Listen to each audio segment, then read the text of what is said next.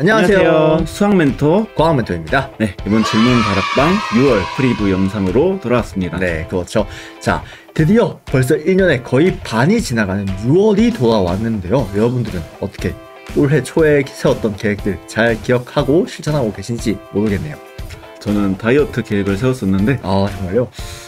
조금 진행됐습니다. 정말?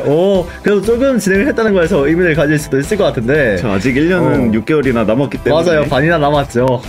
네, 그리고 또 6월이면은 굉장히 나가서 활동하기 좋은 계절이기도 하잖아요. 그렇죠. 이제 7월 되면 너무 덥거든요.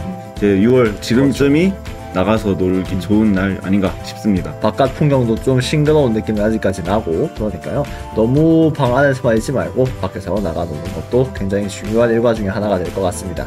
자, 그래서 이번 프리뷰 영상 주제는 어떤 게 될지 한번 살펴보도록 할 텐데요. 자, 그리고 그 전에 앞서서 저희가 이번 달에 이제 누리호 발사 일정이 드디어 6월 15일로 앞두고 있는데요.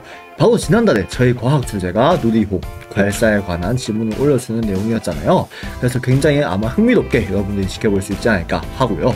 또 이번 달이면은 6월, 여름이면 장마라는 굉장히 중요한 지구의 그런 기후적인 문제로 이야기를 해볼 수 있는 거죠. 이런 주제에 관해서도 저희 질문 다락방에서 일전에 한번 다뤄본 적이 있는데, 이렇게 저희가 다양한 주제를 다루면서 벌써 거의 1년에 가까운 시간을 여러분과 함께 했다라는 생각을 해주시면 좋을 것 같습니다. 그래서 이번 달 과학 주제는 카이스트 질문 다락방. 이번 달 과학 주제는 바로 음악으로 여러분들을 찾아뵙게 되었는데요.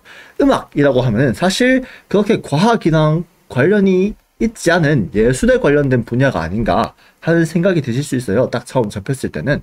그런데 이제 과학 다락방에서 여러분들에게 이제 권장드리는 방식은 그 음악에 관한 주제를 우리가 오히려 과학이라는 시각으로만 볼 게 아니라 다양한 측면에서 바라보고, 이런 생각도 해보고 저런 생각도 해보고 다양한 생각을 공유하는 자리로서 여러분들이 활용할 수 있으면 좋겠다라는 측면에서 음악은 꽤 좋은 주제가 아닐까 생각을 합니다.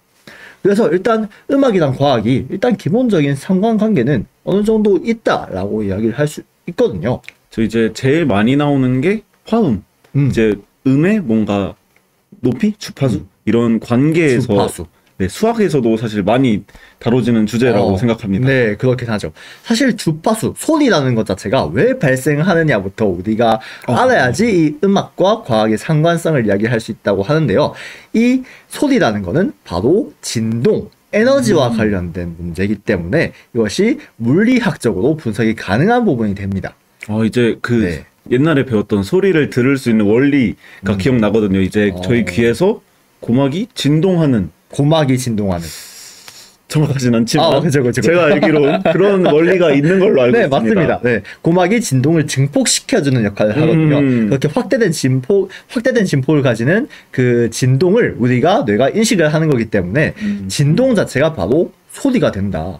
사실 휴대폰이 떨리면은 진동이 생기면은 소리가 들리잖아요. 그렇죠. 네, 그 휴대폰이 떨리는 진동 소리가 굉장히 낮기 때문에 그 주파수가 낮다라는 이해를 할 수가 있는 것이죠. 그렇죠. 휴대폰 진동은 저희가 알 수 있을 정도로 이제 그렇죠. 천천히 이렇게 진동수가 낮은 편에 속하죠. 그래서 휴대폰 진동 소리가 그렇게 낮은 중저음으로 깔린다라고 생각을 해볼 수 있는 거거든요. 그런데 일반적으로 이제 음악에서 사용되는 소리들은 굉장히 그 높낮이가 다양하죠. 결국에는 그 많은 다양한 음의 높낮이들이 전부 진동수를 달리함으로써 만들어내는 다양성이다 라고 하는 거거든요. 그리고 이렇게 주파수가 다른 다양한 음들을 어떻게 조합을 해야 조화로운 화음이 발생을 할까 라는 부분이 음악에서 굉장히 중요한 요소라고 할 수가 있는 것입니다. 그래서 이제 우리가 주위에서 흔하게 들을 수 있는 도레미파솔라시도 이런 음정 계열이 있죠. 그 중에서 그런데 이 도레미파솔라시도가 하나의 음만으로 구성되는 것이 또 아니라는 그런 정보를 입수했거든요. 딱 하나의 주파수를 가지고 있을 것 같은 음인데 그 도라는 음정 하나를 살펴보면, 잘 뜯어보면은 그 안에 다양한 주파수를 가지는 음들이 다 섞여 있다는 겁니다. 다른 음들과 딱히 섞지 않고 도라는 단독음만 사용을 했는데도 불구하고요. 화면에 보시는 것들처럼 이렇게 다양한 주파수를 가지는 진동들이 도라는 음 하나에 포함이 되어 있는 모습을 볼 수가 있습니다.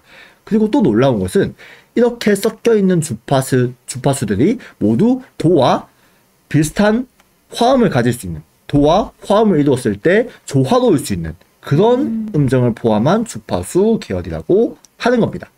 그래서 지금 보시면은 이 첫 번째 피크가 도의 가장 메인이 되는 그런 진동수를 가지는 레벨이고요. 이 다음으로 나타나는 진동수가 예를 들어 도와 화음을 이루는 음정이 혹시 어떤 음정인지 아시나요?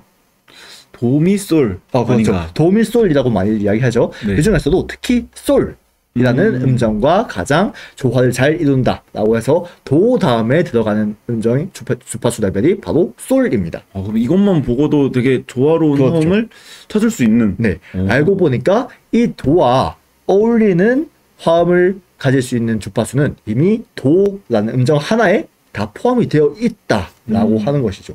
네, 이런 신비함이 이런 주파수 음악을 공부하면서도 충분히 발견할 수 있는 부분이더라고요. 이렇게 주파수들이 겹치니까 자연스럽게 서로 섞이고 네, 듣기 그렇죠. 좋은 소리가 나는 네. 거겠네요. 사실 우리가 도라는 음을 계속 반복적으로 듣다 보니까 우리 뇌가 그렇게 인식을 하고 있는 걸 수도 있겠죠.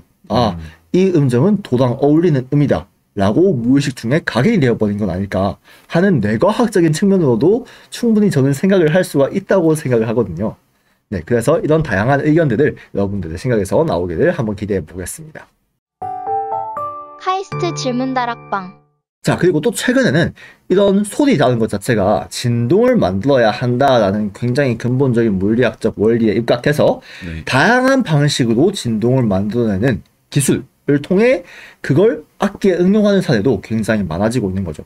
최근에 막 이렇게 귀엽게 생긴 오타마톤이라는 악기 아마 한 번쯤은 보셨을 것 같은데 그냥 막 손으로 여기저기 왔다 갔다 하면은 막 얘가 앵앵거려요. 되게 맞아요, 앵앵 맞아요. 하는 소리를 내는데 그게 저는 굉장히 보면서 재밌으면서도 이게 본격적으로 악기로 활용될 수 있을까 하는 의문을 가지기도 했거든요. 친구들이 음악 시간에 가져가서 수행평가 봐도 되지 않을까요? 저거 정도면. 굉장히 그런데 그런 퀄리티가 좋은 음악을 연주를 할 수 있더라고요. 실제로 활용을 하는 모습도 봤고 이렇게 이제 과학적인 방식으로 진동을 다양하게 만들어낼 수 있다 보니까 그 원리를 이해함으로써 다양한 악기를 이제 창조하고 그걸 실제로 음악에 활용해 보기도 하는 그런 모습을 또 최근에 많이 보여지기도 해서 그런 분야에 관심을 가지고 있는 친구도 분명히 있지 않을까 하는 생각이 들었습니다. 그래서 이렇게 이제 과학과 음악이 그렇게 막 연관성이 없어 보이면서도 제가 말씀드렸던 것처럼 이 음계 자체를 과학적으로 분석할 수 있고 또 진동을 만들어내는 방식 자체에서 과학적인 원리를 도입을 할 수가 있으니까요. 다양한 여러분들의 생각을 기다리고 있고요. 또 이런 부분 융합적으로 생각하는 그런 연습도 충분히 될 수 있을 거라는 생각을 하며 과학 주제 소개 마치도록 하겠습니다. 카이스트 질문다락방. 그럼 이제 이번 달 수학 주제 소개해드리도록 하겠습니다.